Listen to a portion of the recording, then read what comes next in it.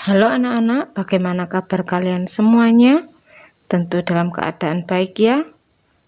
Anak-anak, hari ini kita akan belajar tentang siklus air. Anak-anak, apakah air itu sangat penting bagi kelangsungan hidup manusia dan berbagai kegiatan di bumi? Dan apa fungsi penting air bagi manusia dan kehidupan di bumi? Mari kita simak bersama-sama materi hari ini.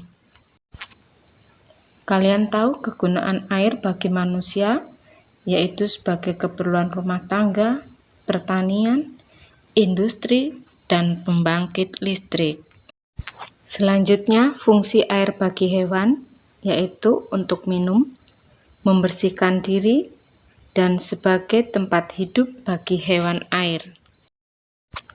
Sekarang, fungsi air bagi tumbuhan, yaitu air diperlukan oleh tanaman dalam proses fotosintesis. Mengapa air selalu tersedia di bumi? Air selalu tersedia di bumi karena air mengalami siklus. Apa itu siklus air? Siklus air merupakan sirkulasi atau perputaran air secara terus-menerus dari bumi ke atmosfer, lalu kembali ke bumi. Bagaimana terjadinya siklus air? Siklus air terjadi melalui proses penguapan, pengendapan, dan pengembunan. Perhatikan skema proses siklus air. Air di laut, sungai, dan danau menguap akibat panas dari sinar matahari. Proses ini dinamakan proses penguapan atau disebut evaporasi. Tumbuhan juga mengeluarkan uap air ke udara. Uap air dari permukaan bumi naik dan berkumpul di udara. Lama-kelamaan udara tidak dapat lagi menampung uap air atau jenuh. Proses ini disebut presipitasi atau pengendapan. Ketika suhu udara turun, uap air akan berubah menjadi titik-titik air. Titik-titik air ini membentuk awan. Proses ini disebut kondensasi atau pengembunan.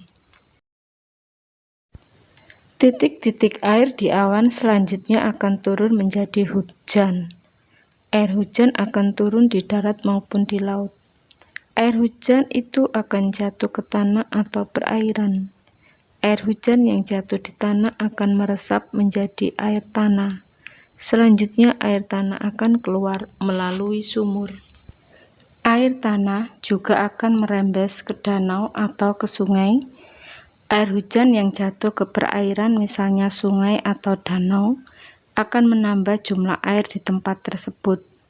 Selanjutnya air sungai akan mengalir ke laut, namun sebagian air di sungai dapat menguap kembali. Air sungai yang menguap membentuk awan bersama dengan uap air dari air laut dan tumbuhan. Proses siklus air pun terulang kembali.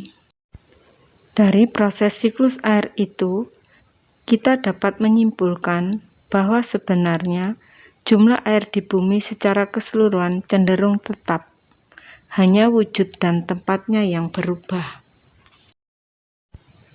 Selanjutnya kita akan membahas tentang siklus air tanah. Apa itu air tanah? Air tanah merupakan air yang tersimpan di dalam tanah. Apa yang dimaksud dengan siklus air tanah? Siklus air tanah yaitu proses perputaran air dari tanah ke udara, lalu kembali ke tanah dalam bentuk air hujan. Perhatikan gambar siklus air tanah. Pertama, air di permukaan bumi menguap. Setelah itu uap air di udara menjadi awan. Setelah menjadi awan, kemudian awan itu bergerak terbawa angin. Kemudian air mencair, turun menjadi air hujan. Sebagian air hujan meresap ke dalam tanah, menjadi air tanah, dan sebagian lagi mengalir ke laut. Dapat disimpulkan siklus air tanah yaitu air bergerak meninggalkan tanah ke udara dan air turun lagi ke tanah dalam bentuk air hujan. Kemudian air cadangan akan selalu ada apabila daerah peresapan air selalu tersedia. Dan ketiga, keberadaan hutan sangat penting karena hutan berperan dalam penyimpanan air. Selanjutnya, kegiatan mengurangi kemampuan tanah menyimpan air yaitu membuka lahan pertanian, membuka lahan perumahan, dan membuka lahan industri. Akibat hutan gundul yaitu banjir, tanah longsor, rendahnya kualitas oksigen, dan global warming.